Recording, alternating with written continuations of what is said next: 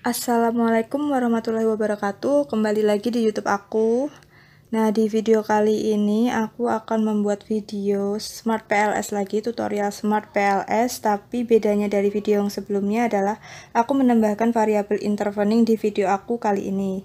Jadi kalian yang penasaran atau kalian yang sedang menempuh pendidikan semester akhir, kalian wajib nonton ini nih, terutama kalian yang analisis datanya itu menggunakan PLS. Tonton sampai akhir ya.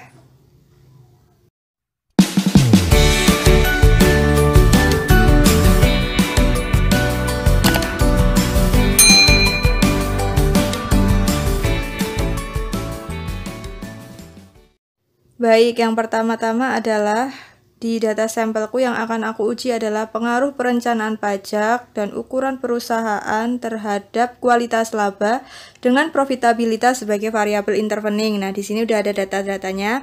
X1 ku perencanaan pajak, X2 ukuran perusahaan, Z ku sebagai variabel intervening ada profitabilitas, dan di variabel Y ku ada kualitas laba.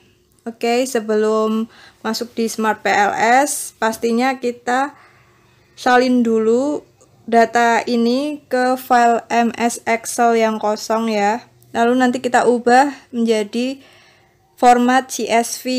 Nah, di sini aku menggunakan 65 data sampel. Oke, diatur-atur dulu, terserah kalian. Kalau udah datanya, pastikan itu cuma ada di satu lembar. Nggak ada sheet lagi ya, sheet 1, 2, cuma ada sheet 1 aja. Kemudian kita save, terserah kalian save-nya ke file ke folder kalian masing-masing. Jangan lupa nanti dikasih judulnya juga sesuai dengan keinginan kalian. Nah, di sini aku asal aja. Lalu jangan lupa nanti kita ganti save-nya itu ke format CSV. Itu wajib banget karena Smart PLS itu kita harus formatnya CSV. Oke, terus nanti kita yes aja bagian ini. Oke, terus nanti selanjutnya kita buka aplikasi Smart PLS kita. Ini aku close. Kemudian kita buka aplikasi Smart PLS-nya. Nah, di sini aku udah buka aplikasi Smart PLS-nya. Nah, di sini aku masih menggunakan lisensi yang versi student ya, karena kemarin yang versi profesionalnya aku udah pakai 2 kali dengan menggunakan email yang berbeda. Jadi kali ini aku pakai yang versi student aja karena data sampelku juga kurang dari 100. Data sampelku cuma 65. Dan bedanya yang lisensi student sama profesional itu, kalau student itu kita nggak bisa pakai toolsnya yang langsung export to Excel hasil-hasilnya, kita yang manual. Oke, terus kita klik new project.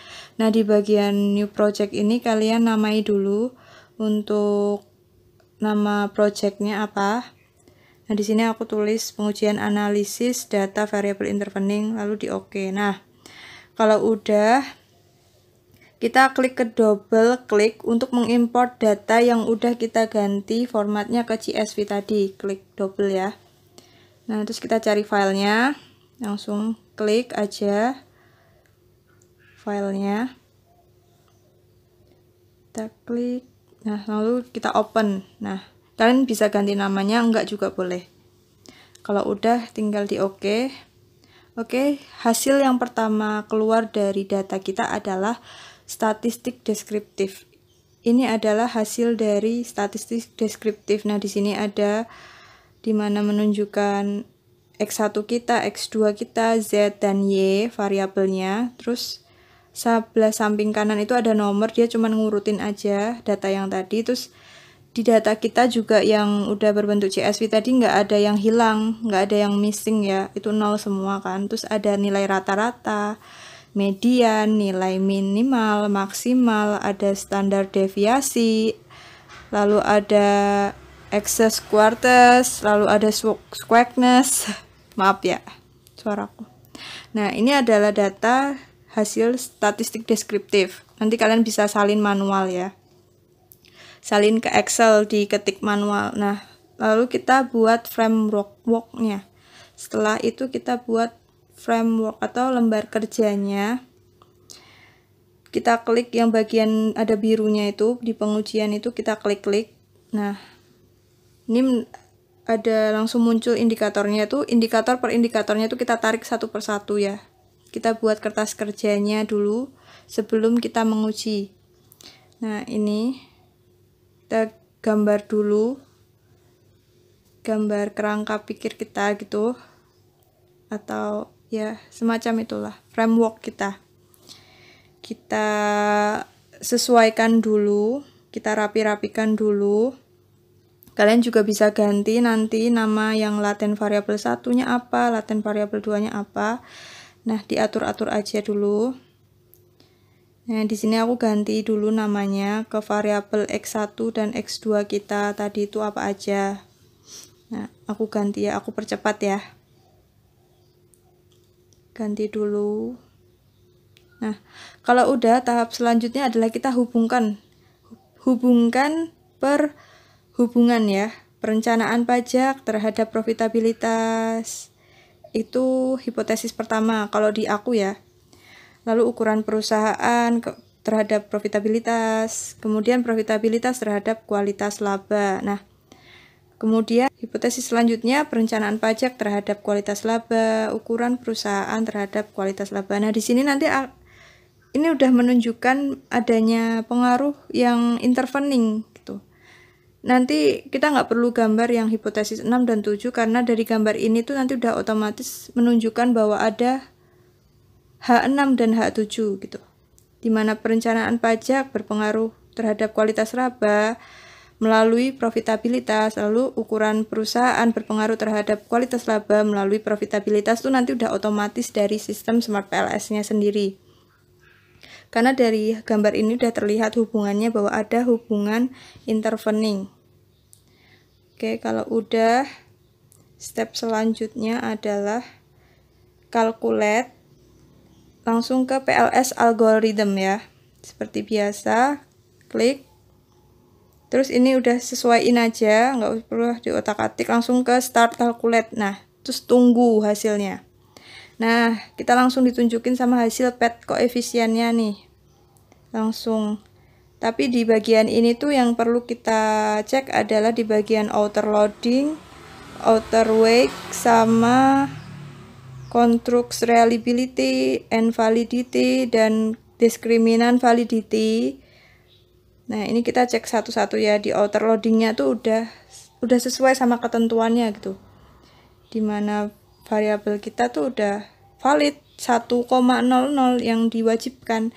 Karena apa? Karena kita datanya data sekunder, yaitu data yang diperoleh dari laporan keuangan yang tentunya udah benar-benar valid karena kita ngambilnya dari data keuangan. Data laporan keuangan. Nah, di sini juga Cronbach alpanya di mana per variabelnya itu udah 1, ya. 1,00 itu tandanya udah reliable dan valid. Nah, kita cek juga nih di diskriminan validity-nya pula nilai-nilainya udah 1,00 di mana nilai data kita tuh udah valid.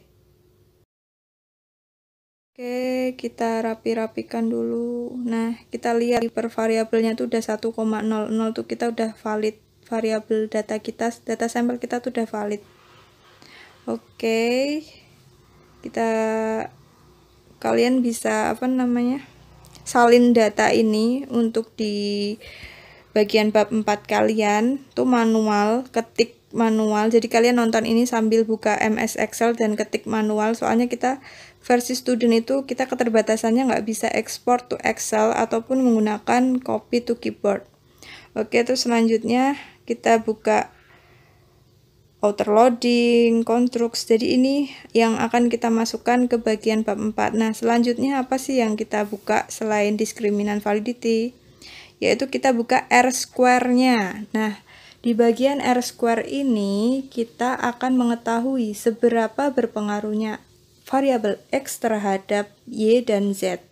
Di mana dari nilai R-square ini kita menemukan persentase berpengaruhnya, seberapa sih berpengaruhnya X1, X2 terhadap Y, X1, X2 terhadap Z, dan Z sendiri terhadap Y itu berapa gitu.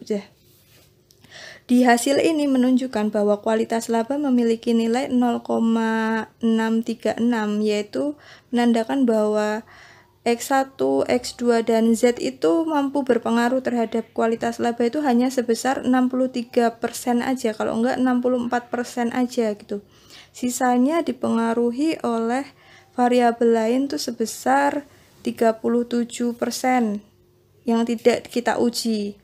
Untuk profitabilitasnya sendiri tuh sebesar 0,081, itu rendah ya. Itu menandakan bahwa variabel X1 dan X2 itu hanya berpengaruh sebesar 8% aja, dan sisanya dipengaruhi oleh variabel-variabel lain yang tidak diujikan di pengujian kita sebesar 92.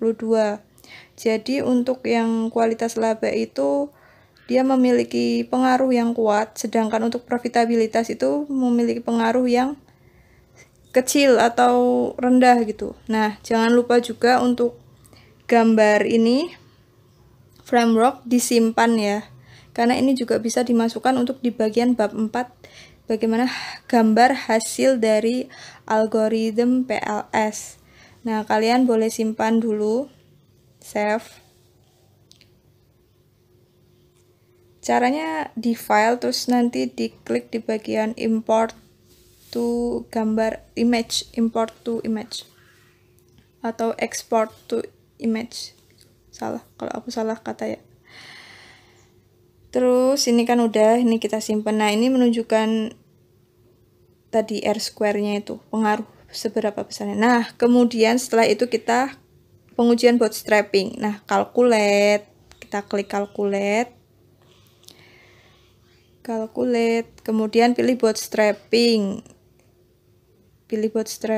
Nah, terus kita langsung start calculate aja, terus kita tunggu hasilnya.